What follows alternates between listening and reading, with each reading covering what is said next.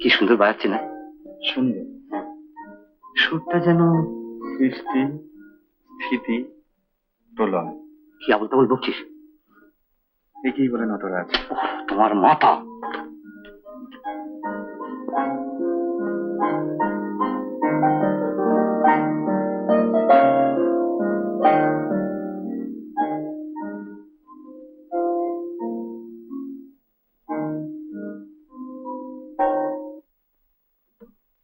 কি আপনি কখন এলেন? একটা গান করুন। সুদীপ বাবু আসেননি? তিনি কোথায়? নটরাজের নৃত্যশালায়। সে আবার কি? ওই যে আপনার ওখানে নটরাজের মূর্তি আছে, হ্যাঁ, তাকে ঘিরে সৃষ্টি, স্থিতি, প্রলয়, তারপরে তো তাণ্ডব নৃত্য শুরু হবে। জান না, গিয়ে দেখুন না।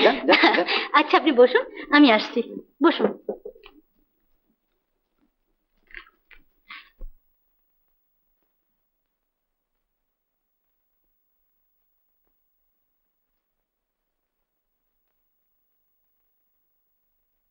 কি কিছু ফুল পেলেন? না, সত্যি ছন্দের এমন অপূর্ব রূপ।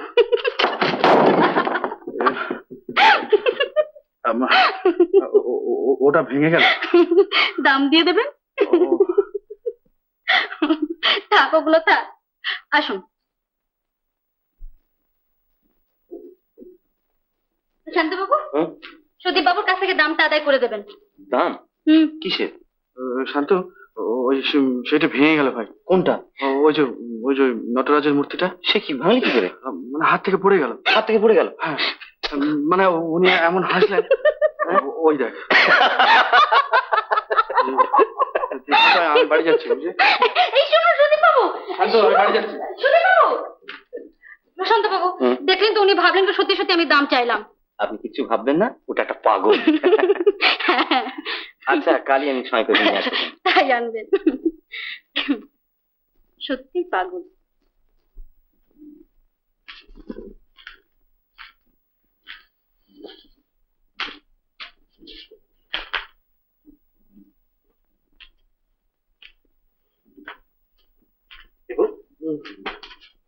তুই আমাকে চলে এলি কেন রে?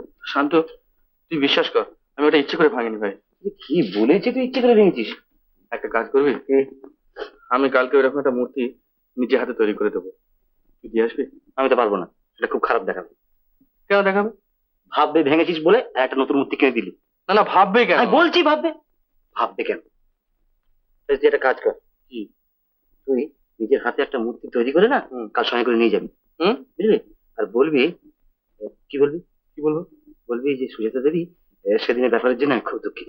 বলবো সুজাতা দেবী? হ্যাঁ। সেদিনকে? হ্যাঁ, আমি ওই কথা বলি আর হেসে গড়িয়ে পড়ুক।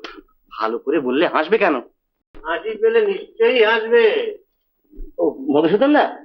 হ্যাঁ ভাইয়া, আলোটা তাহলে জেলে দিই, কি বলো? হ্যাঁ,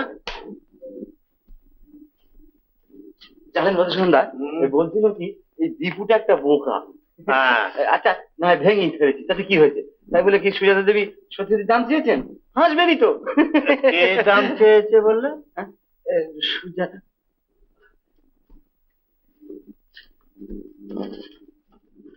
মালতী ঘুমরে করে ওই কানাকানি।